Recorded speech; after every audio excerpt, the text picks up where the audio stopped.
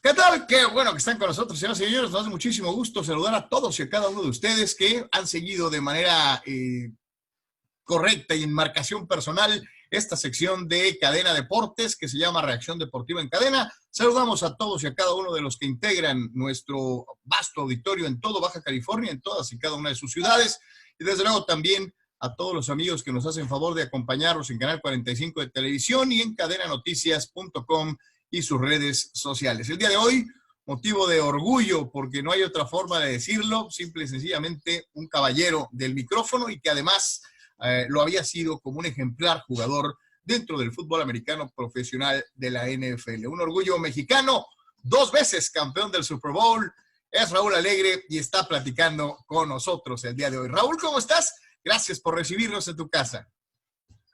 Muy bien, gracias a Dios, gracias por la invitación. Raúl, un momento complicado a nivel histórico, una situación difícil que creo jamás ninguno de nosotros había soñado vivir. Esta situación de la pandemia ha sido algo que trastocó completamente no solo el aspecto laboral de quienes nos dedicamos a la cuestión deportiva, sino nuestra vida diaria, nuestra vida rutinaria en el día a día. Platícanos un poquito, ¿cómo ha sido para ti pues esta época histórica del COVID-19? Ha sido complicada para mí, para mi familia, pero es lo mismo para todo el mundo. Tenemos que tener la disciplina de mantenernos en nuestros hogares y cuando salimos, yo soy de los que usa el tapabocas, no tanto para evitar el contagio, sino para yo no contagiar a alguien más. Creo que ese es el uso principal de eso. Trato de mantener una distancia correcta, mínima, como dicen, una sana distancia, simplemente por precaución. Pero a todos nos ha afectado. A mí en lo particular, esta es la parte baja de mi trabajo. Normalmente yo durante esta época, pues sí hubiera viajado para hacer algún programa durante marzo, que es el periodo de la agencia libre, durante abril, antes y después para hablar del draft, o sea, hacer un preámbulo del draft y después un resumen de los jugadores seleccionados por los equipos. Y después llega un periodo de inactividad que también sucede con los equipos de la NFL. El mes de junio normalmente es el mes de vacaciones de los entrenadores y de los jugadores, porque en julio quieren regresar, tener por lo menos 2 semanas de acondicionamiento físico, personal, y luego ya para la segunda, tercera semana del mes de julio se reportan a las pretemporadas. Y es cuando empezamos nosotros ya en agosto con partidos. En este momento todo va sobre la marcha, no sabemos si va a haber pretemporada, si va a ser de 4 partidos, de 2 o de ninguno, no sabemos si va a haber temporada, si se va a hacer, cómo se va a implementar. Empiezan ya 2 ligas, bueno, van a ser, o sea, que ya tienen fecha de inicio, que es la MLS de fútbol soccer. Empieza en julio y el básquetbol empieza a finales de julio. Ambos van a jugar en el complejo deportivo de Disney. Y en este momento los ejecutivos de ESPN están tratando de ver cómo se van a llevar a cabo las transmisiones. Hay muchas posibilidades. Dudo que se vayan a hacer en persona en los estadios. Nosotros de todas maneras hemos narrado desde un estudio, pero ahora probablemente se haga en las transmisiones también en inglés. Y no sé si se hagan en cabinas separadas, cabinas juntas o desde casa. Todavía hay muchas cosas en el aire que no se han resuelto y falta ver en el caso de la NFL o sea, si empiezan a tiempo, cómo empiezan y qué plan de desarrollo tienen. Ya los entrenadores se han reportado, pero si leíste, van a prolongar las prácticas virtuales hasta finales del mes de junio. La ventana de oportunidad ubicada en el tiempo, en la línea de tiempo de la pandemia, como bien indicas, toca menos a la NFL, Raúl. Major League Baseball ni siquiera empezó su temporada. No se han puesto de acuerdo, siguen propuestas y contrapropuestas en el béisbol entre dueños y jugadores, y se les está pasando el tiempo. Es algo que para mí me cuesta mucho trabajo entender, porque ellos pues, ya podrían, ya es un deporte que se presta a estar separados, ¿no? O sea, son 9 jugadores en un diamante, así que tienen la estructura para poder cumplir con todas las precauciones que requiere esta pandemia, pero pues por alguna razón no lo han hecho. Pero sí, como dices tú, la NFL tiene el lujo de esperar todavía por 3 meses al inicio y ver en qué condiciones llegamos, si se controla más esto de la propagación de los contagios o no, si ya hay una manera más efectiva de tratar a las gentes que se infectan, etcétera. Te digo, son muchos factores. La NFL tuvo suerte que esto no pasara en octubre, por ejemplo, y tiene también la oportunidad de aprender de lo que hagan las otras ligas. Precisamente, Diego, curioso, ¿no? Lo que dices del béisbol, ¿no? Es un pleito, como decía por ahí un jugador, me parece que fue Bryce Harper, que decía, es un pleito de millonarios contra billonarios, ¿no? Es una cuestión que parece es más de dinero que realmente de deseo de jugar, pero bueno, pues ya veremos, ojalá y tengamos béisbol y que como bien apunta sea un buen laboratorio junto con NBA y con MLS para poder pensar en cómo va a ser la NFL. Yo sí pienso, Raúl, y me encantaría conocer tu opinión, no veo a la NFL sin público, no me cabe en la cabeza, ¿no? Que tengamos esta posibilidad, pero si llegara a darse, pues tendríamos que afrontarlo, ¿no? Es cuestión de adaptarse, cuáles son tus prioridades. Pues la prioridad principal es controlar la pandemia, que no se propague, que no haya focos de infección que se podrían dar cuando tienes aglomeradas decenas de miles de personas. Esa es una de las opciones, que no vaya la gente a los estadios o que los estadios estén al 25% o 50%. Hay muchos factores, como te mencionaba, por decidir. También tienen la opción de empezar más tarde, tienen la opción de tener una temporada con menos semanas, en lugar de que los equipos tengan 16 partidos, podrían tener, no sé, 10, 12. O sea, hay antecedentes. En 1982 hubo una huelga en la cual se perdieron varios partidos de la temporada. O sea, que no es, o sea, se puede llevar a cabo, eso es a lo que me refiero, y la NFL tiene un poco de flexibilidad cuando empieza la postemporada, porque tienen esa semana entre el juego de campeonato y el Super Bowl y podrían pasar más allá del mes de febrero. Hay opciones, pero en este momento, hasta que no tengamos más datos, más información y sobre todo más tratamientos, pruebas de cómo manejar esto, va a ser difícil anticipar. Raúl, platícanos un poquito. Nos consta, porque te hemos escuchado y hemos seguido tu carrera a lo largo de tu paso, primero por los Cuernos Largos de Texas, después ya por el fútbol americano profesional en diferentes equipos, y ahora como comentarista, el inicio.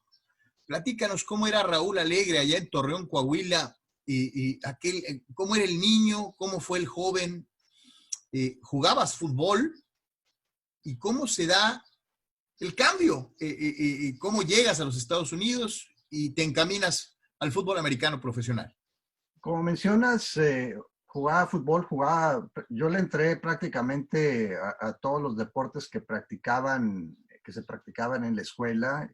Hice un intento en el básquetbol, no era así muy bueno que digamos, me metían para faulear al mejor jugador del equipo rival, porque si me sacaban del partido no O sea, no causaba, era el que me decían, ese es el bueno, tú mal, no te le despegues, y si cometes falta no importa. Entonces, pues bueno, a ese grado llegaba mi nivel en el básquetbol. En el béisbol era bastante bueno, no tenía buen brazo, eso es lo que me faltó, o sea, no tenía mucha potencia y no tenía tampoco mucha puntería, y en el béisbol si no tienes buen brazo, pues no, bateaba muy bien, filiaba muy bien, pero a la hora de lanzar, y no me refiero como pitcher, como lanzador, sino me ponían de shortstop porque era el mejor a, a, agarrando las rolas y todo eso, pero a la hora de las dobles matanzas y de los tiros desde el fondo de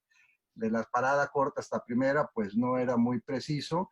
Jugué High Alay, un deporte que mi papá llevó a la ciudad de Torreón, fue de los pioneros en el High Alay en Torreón, y al final practiqué karate y fútbol, que en Estados Unidos se le denomina el soccer, y creo que eso me ayudó a desarrollar músculos y memoria muscular que más adelante me ayudó a ser pateador. No vi ningún juego de fútbol americano creciendo en Torreón hasta los 18 años, que me fui de intercambio al estado de Washington, a un pueblo que se llamaba Shelton, o que se llama Shelton, que tiene alrededor de 10,000 habitantes. Tenían una preparatoria bastante grande porque varios pueblos aledaños asistían los muchachos a esa preparatoria. Entonces estaban en el distrito más alto del estado de Washington, la competencia era buena, y me fui a probar.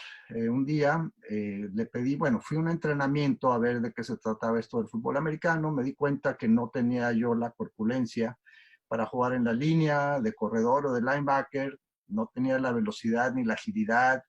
Bueno, la agilidad más o menos, pero la velocidad no tanto para ser receptor o de la defensiva secundaria, pero vi un jugador de línea grandote, con 1,93, 1,94, como 110, 115 kilos de peso, sufriendo para meter un punto extra, que es una distancia de 20 yardas, y pensé que yo podría quizás, con mis antecedentes en el fútbol, yo tiraba los tiros libres en mi equipo, que a lo mejor eso podría ser una actividad dentro del equipo que yo podría ejercer. Entonces fui con la familia con la que me albergó durante un año, que se convirtió en una segunda familia para mí. Cenando les dije que quería jugar fútbol americano, se voltearon a ver entre todos así como que, ¿y este qué se le, qué bicho le picó? ¿Qué? Pero les dije que era de pateador y me preguntaron, ¿has pateado? Le dije, no. Entonces, bueno, pues sacaron un balón de plástico, fuimos al patio después de cenar, y pues ahí más o menos le traté de dar, no había una portería ni nada, pero fue la primera vez que tuve la oportunidad de patear, y al día siguiente me presenté a la prueba. Me pusieron con el quarterback suplente, que era también el holder suplente. El titular era, el quarterback titular también era el holder principal del equipo, y empecé con la prueba, con el punto extra, metí 4, después fuimos retrasándonos cada 5 yardas.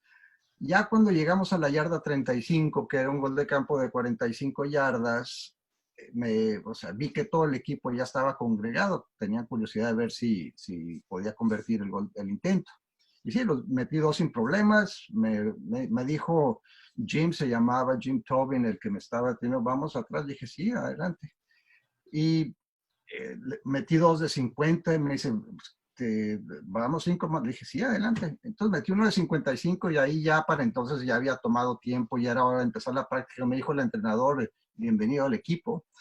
Y tuve un periodo de espera, por regla en esa liga de preparatorias. Tienes que esperar, tienes que tener un periodo de 10 días de tu primera práctica a tu primer partido. Y una vez que se cumplió ese periodo, ya pude jugar. No, me faltaron 2 partidos de los 11 que era la temporada regular. Jugué 9.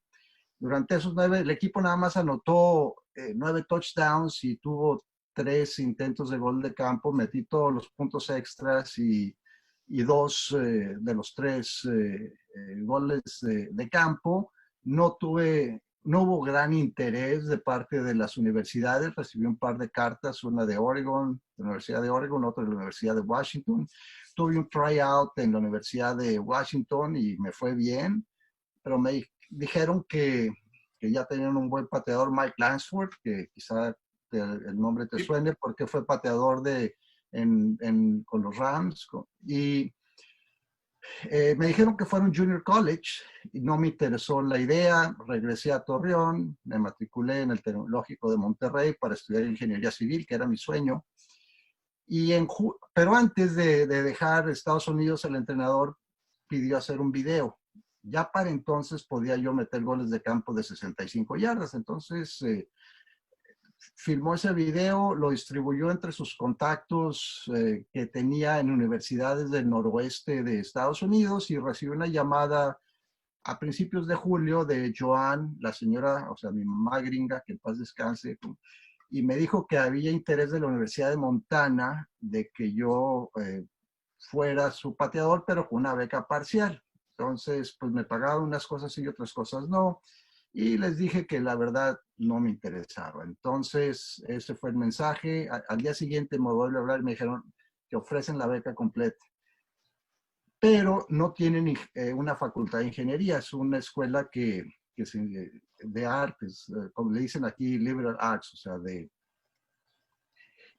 humanidades, ajá. O de humanidades en general, sí. Y así que me dijo, pero no te preocupes porque los 2 primeros años en Estados Unidos es un tronco común. Y puedes después de 2 años buscar otra universidad que sí tenga facultad de ingeniería civil. Y fue lo que hice, jugué 2 años en Montana y después de 2 años decidí cambiarme a la Universidad de Texas, que tenía una de las facultades de ingeniería civil mejor clasificadas en el mundo, no solamente en Estados Unidos, sobre todo en el área de estructuras y de concreto. Y esperé un año en el 1980 por la regla que se llama de red shirt, o sea, que tienes que esperar cuando cambies de una universidad chica a una universidad grande. Con esa universidad 1A y vas a una AA no tienes que esperar, y ahora ya hay otras reglas diferentes, ¿no? Que está el portal de transferencia, etcétera. Pero en ese entonces era necesario esperar. En el 80 solo practiqué, pero ya en el 81, 82 pude jugar con 2 muy buenos equipos. Ganamos 20 partidos en 2 temporadas y recibí la invitación para ser agente libre por parte de Atlanta y de los Vaqueros de Dallas. Opté por la oferta de los Vaqueros de Dallas por 2 razones. Por 3 en realidad. Una, porque me ofrecieron $5,000 por firmar Atlanta, no. La otra, porque tendría una plataforma tendría mucho mejor proyección, y tercera, porque iba a tener la oportunidad de competir con Rafael Setién, que es un pateador mexicano que era considerado, si no el mejor, entre los mejores de la NFL, y así empezó todo. Así fue el cambio, y ya después de la pretemporada con Dallas, que duró 7 semanas, me canjearon al equipo de Baltimore, los Baltimore Colts, y así entré a la NFL. El equipo se cambia a Indianapolis en el 84 y en el 86 llego a los Gigantes. No, hombre, Raúl, aquí ha habido varios puntos en el camino que son pues de resaltar, ¿no? Empezando con, bien decías, al margen de la cuestión académica, que era muy atractiva. Los Cuernos Largos es una universidad de muy importante tradición ganadora en el fútbol americano colegial de los Estados Unidos. Te tocó jugar un par de bowls, ¿no? Sí, se me tocó jugar en el Cotton Bowl. Era cuando el Cotton Bowl era uno de 4 tazones que se jugaban el 1 de enero. Ahora ya el Cotton Bowl se sigue jugando, pero ya se juega en otro estadio y a veces se juega en otra fecha. Pero ha cambiado mucho todo eso de los tazones, y me tocó jugar en el Sun Bowl en El Paso. Así que pues fueron 2 experiencias. ¿Los ganaste, Raúl? Ganamos el Cotton Bowl y perdimos el Sun Bowl. ¿Qué compañeros de esa generación de los Longhorns también, al igual que tú, llegaron a la NFL. El equipo, de esos equipos del 81, 82, 83, hubo como 25 jugadores seleccionados en el draft. De hecho, el equipo que siguió de nosotros, yo me gradué en 82. Los del 83, la camada del 83 tuvo 17 jugadores seleccionados, que todavía es récord en la historia del draft. Cabe mencionar que antes había 12 rondas, ahora solamente hay 7, pero sigue siendo el mayor número de jugadores seleccionados. Y tuvimos, ¿tú a cuál equipo le vas? Yo me gusta USC. No, de la NFL. Ah, de la NFL, Steelers. Ok, bueno, en Pittsburgh no tuvimos que yo, bueno, Kirk McJunkin fue un guardia que fue seleccionado por el equipo de Pittsburgh. John Goodson, el pateador de despeje, hacía ambas labores, pateador y pateador de despeje. Cuando llegué, me quedé yo como pateador de despeje. Pero pues también hay muchos otros, como Jerry Gray, que fue All Pro, Pro Bowl, se hizo famoso por una vez alcanzar a Bo Jackson en una jugada y taclearlo, y se le separó el hombro a Bo Jackson en esta jugada. Ken Sims, que fue la primera selección global del draft de 1982, y como ellos, muchos jugadores de gran calidad que fueron parte de mis equipos. Estabas rodeado de muy buen talento, Sí. pero yo creo que muchos de ellos no se imaginaban que el pateador que había llegado un año tarde, o sea, un año de espera, iba a llegar a ganar 2 Super Bowls, ¿no? ¿Qué cosas tiene la vida? De ese grupo soy el único que ha ganado el Super Bowl. Más adelante, antes hubo uno, Ricky Churchman, que ganó con San Francisco, y después de mí han surgido varios, incluyendo Justin Tucker, que es el pateador de Baltimore, que también él y yo somos los únicos exjugadores de la Universidad de Texas en anotar puntos en el Super Bowl. Por muchos años yo fui el único. Oye, Raúl, bueno, volvemos a esta situación.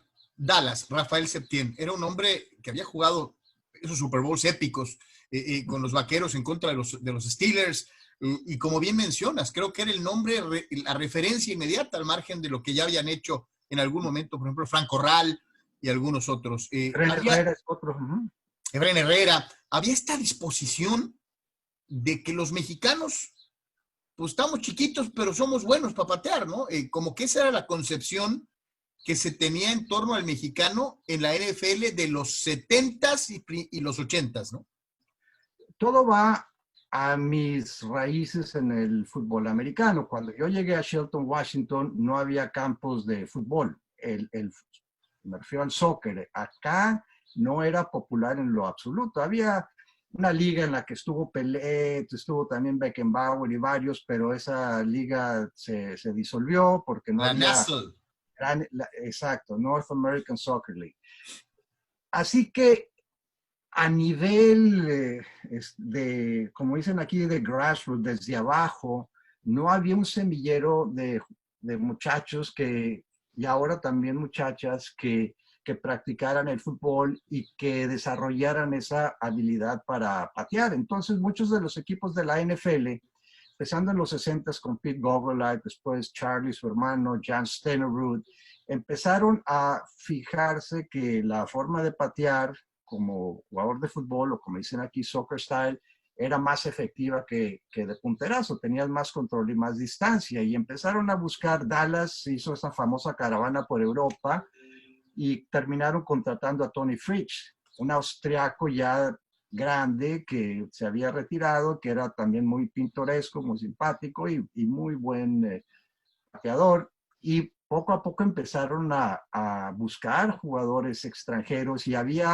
habíamos varios que llegamos porque fuimos estudiantes de intercambio. Morten Anderson fue estudiante de intercambio en Indianápolis, Gary Anderson. Muchos de los pateadores de mi época eran de otros países. Eddie Murray, canadiense, Mick Lockhurst y John Smith, ingleses, y Efrén Herrera, Franco Ral antes, Rafael Septién, yo de México, los Cendejas también fueron parte de ese grupo. Entonces no había jugadores estadounidenses que practicaran soccer y que hicieran la transferencia del soccer al americano, que ahora ya se da.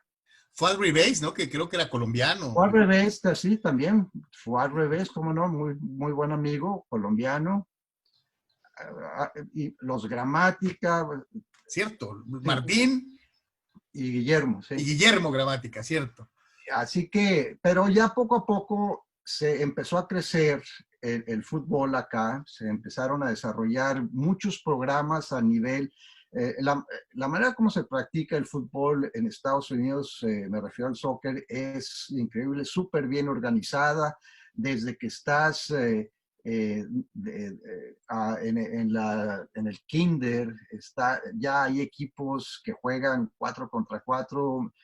Mis 3 hijos jugaron, tengo 2 niñas y un niño, y ya a los 5 años ya andaban para arriba y para abajo jugando y les encanta el fútbol. Mi hijo también jugó americano, pero era excelente portero. Y así se empezaron a crear ligas y luego las ligas especializadas, lo que le llaman acá Select Soccer, que de ahí van creando jugadores que terminan en el equipo de preolímpico, en los equipos olímpicos y después son canalizados. Y el programa de mujeres ni se diga, por eso han sido campeonas mundiales varias veces y olímpicas, etcétera. Son una potencia.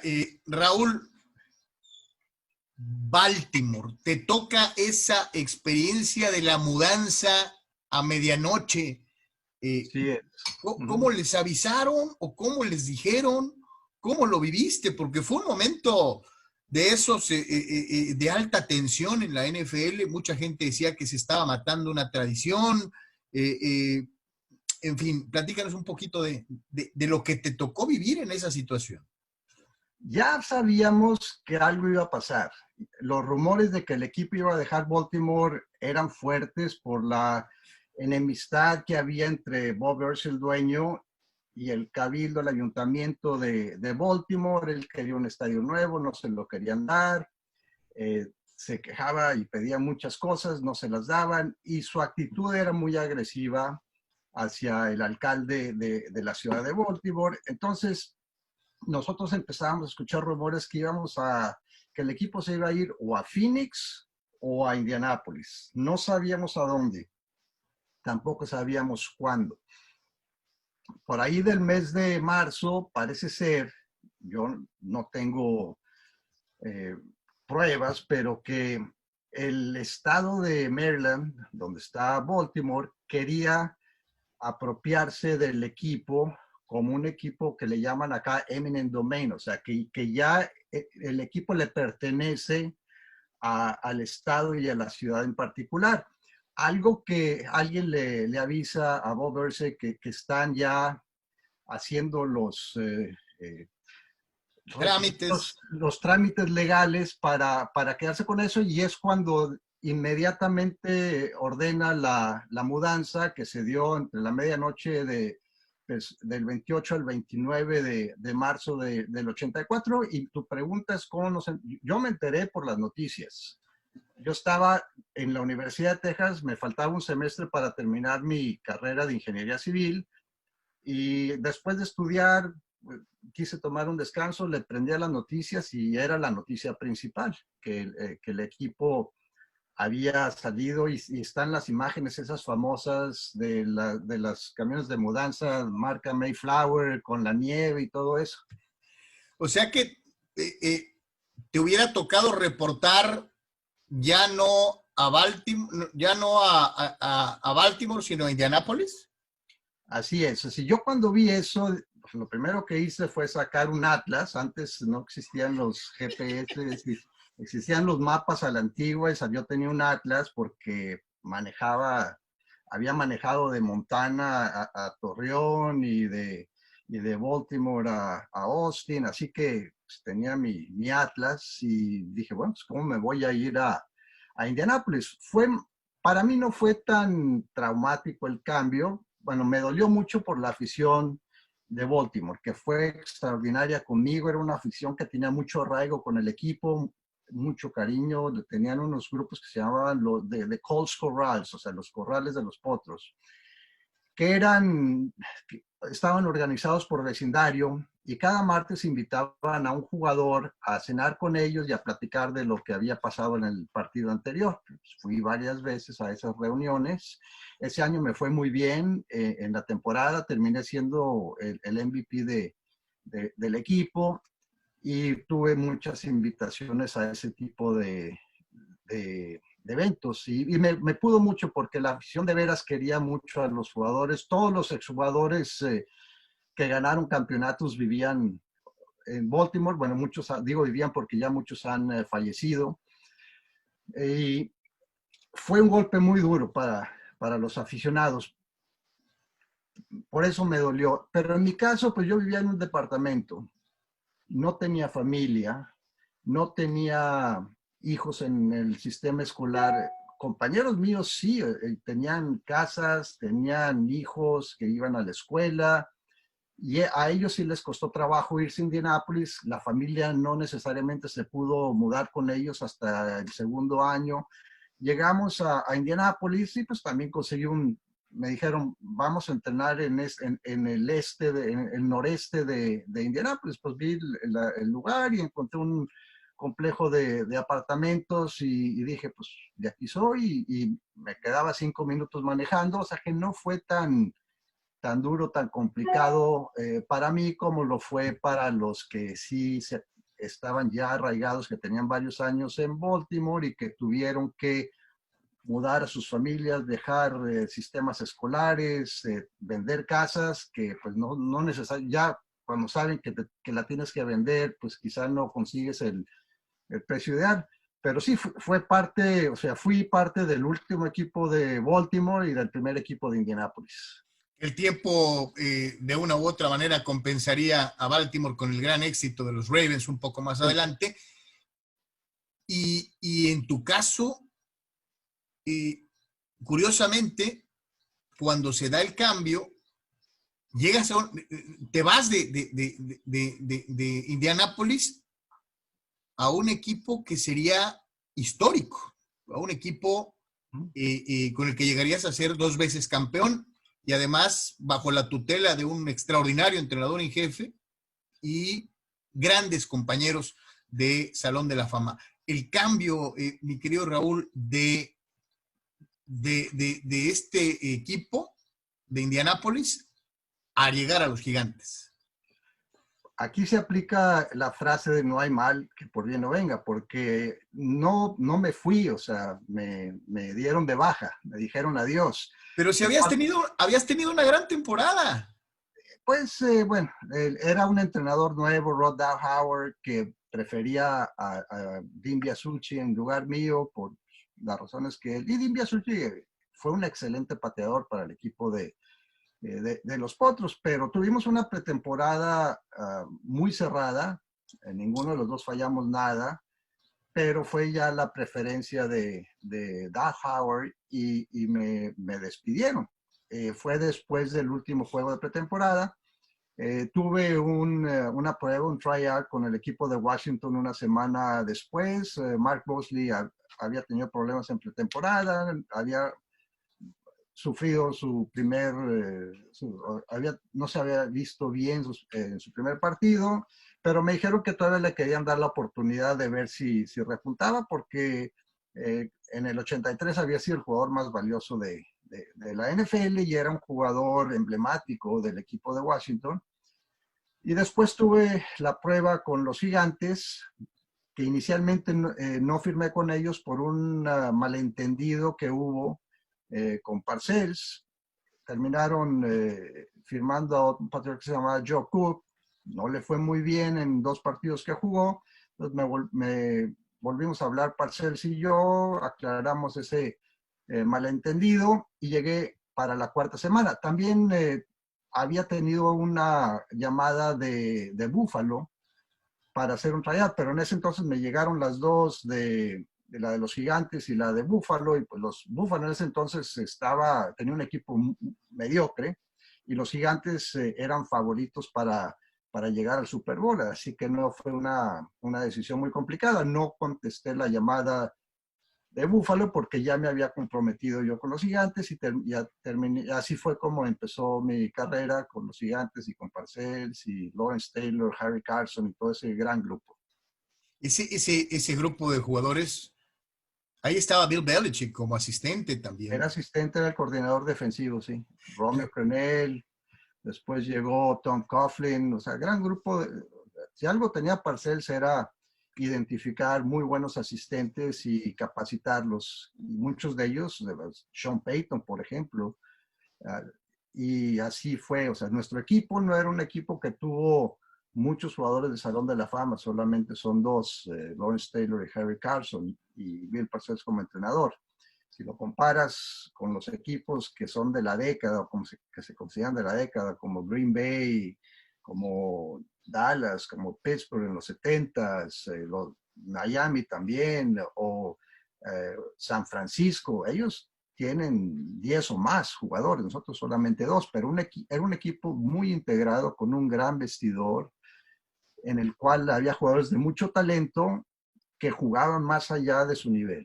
Y eso fue lo que nos llevó a ganar esos dos campeonatos.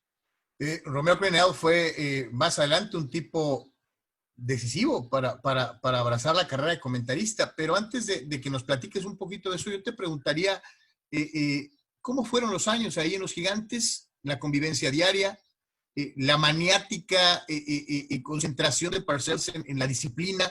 Mucha gente piensa que lo veía sonriendo, esto, aquello, y pensaban que era relajado, pero la realidad es que es un hombre casi de disciplina militar, ¿no? Bill Parcells fue un entrenador muy intenso, un entrenador que ponía atención al más mínimo detalle.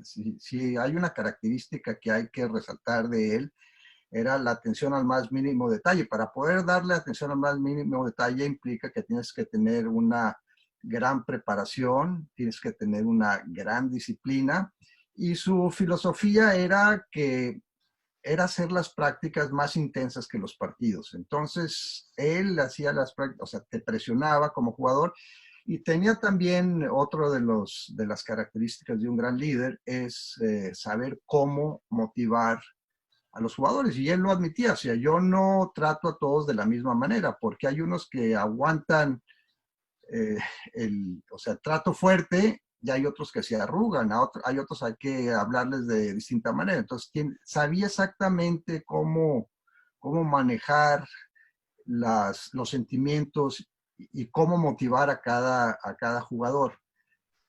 Y eso fue su gran don. Por eso te decía que fue un equipo que no tuvo superestrellas, pero que tuvo grandes jugadores que dieron más allá de lo que valía su nivel físico. El aspecto de equipo, el aspecto mental era lo que nos hacía competir contra equipos que tenían quizá mejor talento que nosotros. No, ¿y qué división te tocó? Porque Washington estaba bravo, Dallas era competitivo, Filadelfia, Filadelfia.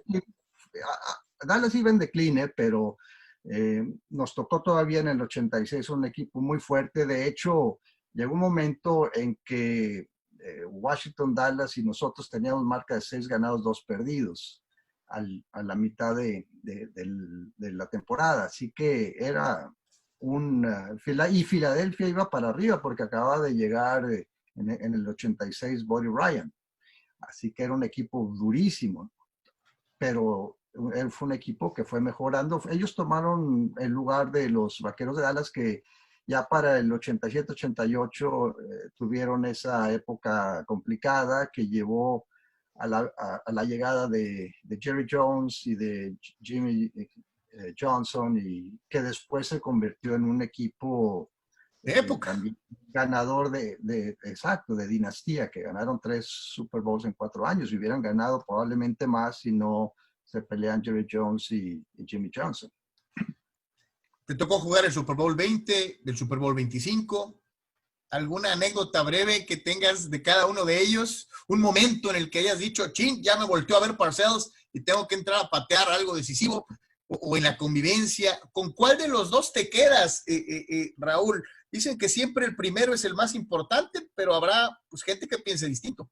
En el Super Bowl 21 contra Denver me tocó iniciar el partido, ¿no? Pero en ese entonces, otra de las características que tenía Parcells, que te digo, es que sabía tomarle la temperatura al equipo. Cuando teníamos un partido contra un equipo mediocre, era cuando más intenso era Bill Parcells. Cuando teníamos un partido contra Washington, contra San Francisco, se la llevaba muy livianamente porque él ya sabía que la magnitud del partido nos ayudaba a enfocarnos y a concentrarnos. En el Super Bowl, durante las prácticas, fue muy ecuánime porque sabía que el equipo tenía una intensidad y no quería desgastar al equipo durante los entrenamientos. O sea que en realidad a mí no, ni a la gran mayoría de los jugadores nos dijo mucho durante las 2 semanas de preparación. En el Super Bowl 25, desafortunadamente no me tocó estar como titular. Yo empecé la temporada, los primeros 4 partidos y sufrí una lesión y fui miembro del equipo, estuve ya una vez recuperado, fui parte de las prácticas y tenía que competir semana a semana con Matt Barr y tenía que ganarle para que viera Parcells que todavía yo merecía estar en el equipo. Por eso ese anillo me lo pongo con mucho orgullo, porque tuve que entrenar igual o más fuerte que en otros años sin la recompensa de jugar los partidos. Estuve en el campo con mi jersey y todo, pero sin jugar. O sea, que fueron sentimientos encontrados porque yo apoyaba a Matt. De hecho, hicimos muy buena amistad que hasta la fecha. Pero al mismo tiempo me moría de ganas de jugar. Así que pues fueron 2 experiencias diferentes, 2 experiencias muy valiosas que me dejaron mucho. ¿Cómo ves? Digo, ya nomás para terminar este pedacito, ya casi estamos por concluir. Yo te preguntaría, tu relación con LT, con Lawrence Taylor, ¿fue personal? ¿Tenías una buena relación con él? ¿Y cómo era dentro del ambiente del vestidor? Porque estamos hablando probablemente de el linebacker externo más influyente de todos los tiempos en la NFL. Estamos hablando de uno de los jugadores más influyentes independientemente de su posición, como admitiría Joe Gibbs. La ofensiva que se usa hoy en día de un solo corredor nació gracias a la imaginación de Joe Gibbs de quitar un corredor y poner un ala cerrada diferente que se llamaba H-back para bloquear específicamente, para que fueran 2 jugadores los que bloquearan a Lawrence Taylor. Entonces, con un solo corredor, después surgió ya las ofensivas con 3 receptores, etcétera. Pero el origen de la ofensiva con un solo corredor fue de Joe Gibbs y fue porque necesitaba ese jugador extra para bloquear a Lawrence Taylor. Y te mencionaba que yo tuve que tuvimos a 2 jugadores de Salón de la Fama. Bueno, eran los que bloqueaban para mí en los puntos extras y goles de campo. Lawrence LT por la izquierda y Harry Carson por la derecha. Nadie se atrevía, nadie pasaba por ahí, así que te das cuenta de que tenemos a los 2 superestrellas del equipo que tienen la humildad y el desinterés de jugar equipos especiales. ¿Cuántos jugadores que son superestrellas hoy los ves en equipos especiales? No los ves. No.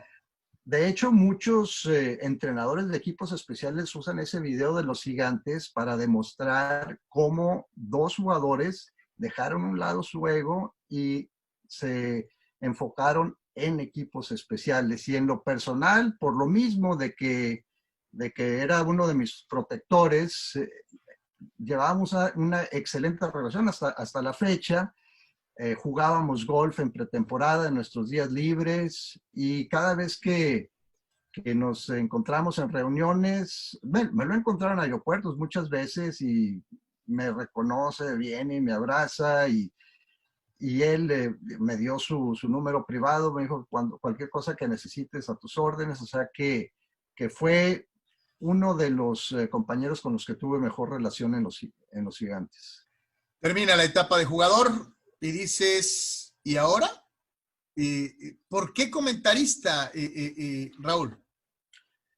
Yo después de terminar en la NFL, después de pasé un par de partidos con los Jets al final de la temporada 91, en la temporada 92 decidieron otra opción de pateador a un muchacho más joven. Pasé ese año del 92 yendo a muchas pruebas, o sea, los tryouts, y me di cuenta que ya era el momento de hacer una transición. Me inscribí para estudiar una maestría en administración, un MBA, y durante el transcurso de esa maestría salió la oportunidad de hacer un programa de fútbol americano con Televisa en Atlanta, previo al Super Bowl Buffalo contra Dallas. Y ahí fue la primera vez que estuve yo en frente de las cámaras.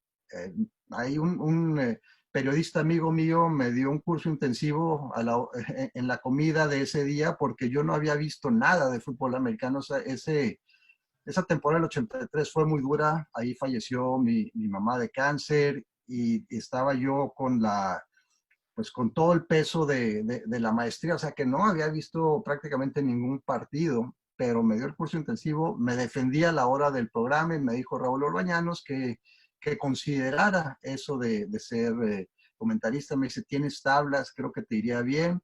Y al llegar del viaje, hablando con uno de mis profesores que me había dado permiso de faltar a su clase, me preguntó cómo me había ido. Le dije que bien, me dijo, oye, ¿cuál es el interés del fútbol americano entre la gente de habla hispana? Le dije, es enorme, sobre todo en México. Y aquí en Estados Unidos, le dije, la verdad no sé, pero pues puedo averiguar. Entonces hablé con Wellington Mara, que me puso en contacto con Val Pinchbeck, que era el presidente de televisión de la NFL, y me dijo, sí, nos surge un programa en español. Teníamos uno con Telemundo, pero Telemundo se declaró en bancarrota y dejaron de producir ese programa que era patrocinado por Coca-Cola y queremos sacar algo otra vez al aire porque Coca-Cola nos lo pide. Ellos están muy metidos en el mercado de habla hispana, entonces le conté al profesor y me dijo, vamos a hacer una compañía para producir un programa de televisión y pues le entré al ruedo sin ser periodista. Yo enfatizo que yo no soy periodista, no quiero ofender a los que son periodistas de profesión. No soy comunicador, no estudié comunicaciones. Yo soy un exjugador que poco a poco fue desarrollando la capacidad de hablar en frente de una cámara, en frente de un micrófono, y así fue como hicimos esa empresa, hicimos llegamos a un acuerdo con NFL Films y produjimos 44 programas que recibieron un rating excelente. Y después de ahí ya salieron otros proyectos con los Vaqueros de Dallas, con una compañía que se llama Prime Deportiva, que más adelante se convirtió en lo que es ahora Fox Sports, que es ahora Fox Deportes.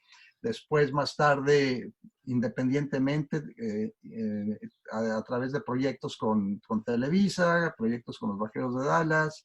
Y luego en el 2002 me hablan de ESPN para hacer un programa muy parecido al que yo había desarrollado a mediados de los 90 y a partir del 2002 estoy con ESPN.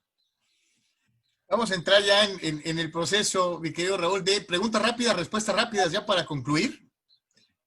Y te preguntaría, equipo de fútbol al que le va Raúl Alegre, fútbol, soccer en México. Pues el Santos, sin lugar a dudas. ¿Qué equipo es el mejor de todos los tiempos? Packers de los 60s, Steelers de los 70s, 49ers de los 80s, Dallas de los 90s o esta larguísima generación de los Patriots. Los Patriots. Un entrenador en jefe de todos los tiempos. Parcells. Un pateador que te llene el ojo como el mejor que hayas visto jamás. Vinatieri. Un deporte que no sea el fútbol americano. El fútbol. Si pudieras escoger a un quarterback entre Tom Brady y Joe Montana, ¿con cuál te quedas? esa pregunta es capciosa porque los quarterbacks dependen del sistema.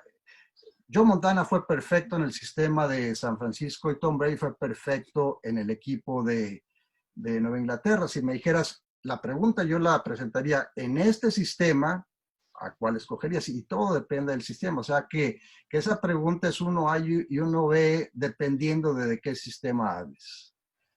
¿La mejor defensiva de todos los tiempos? Los Steelers de los 70, sin lugar a dudas. Si no hubieras jugado con los Gigantes, ¿con qué equipo te hubiera gustado jugar, digo, para un Super Bowl? Para un Super Bowl, probablemente con, con Dallas. De hecho, estuve muy cerca de jugar con el equipo de Dallas de los 90. Me hablaron en el 92, pero terminaron firmando a Lynn Elliott porque querían otra vez a un jugador joven. Pero estuve así de ser parte de ese equipo de los Vaqueros de Dallas de 92, 93 y en adelante. El fútbol americano de alto contacto, de impacto, de velocidad, de otras épocas como la que te tocó vivir, o este nuevo fútbol americano que se preocupa mucho por la integridad física de los jugadores y que a lo mejor ha perdido un poquito de espectacularidad. Era muy vistoso el fútbol americano que me tocó, pero prefiero viendo yo soy el presidente de NFL Alumni en Austin y soy parte del consejo a nivel nacional y veo los estragos que causó esa era de impacto intenso, así que pienso que hay un compromiso y por eso preferiría el actual. Raúl, tu mensaje para toda la gente que te escucha en el condado de San Diego, casi hasta Orange County, en Valle Imperial, en Calexico, California, en Yuma, Arizona, y en todo Baja California y parcial de Sonora. Que perseveren, que son momentos difíciles, que lo único que podemos controlar son dos cosas. Una, nuestra actitud ante la adversidad, ante las dificultades que se nos presentan, y la ética de trabajo.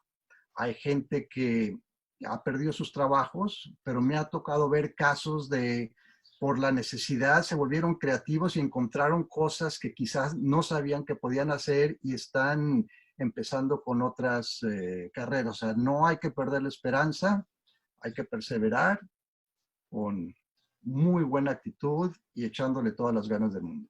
Señores, un caballero y un ganador. Él es Raúl Alegre en Cadena Deportes. Muchas gracias.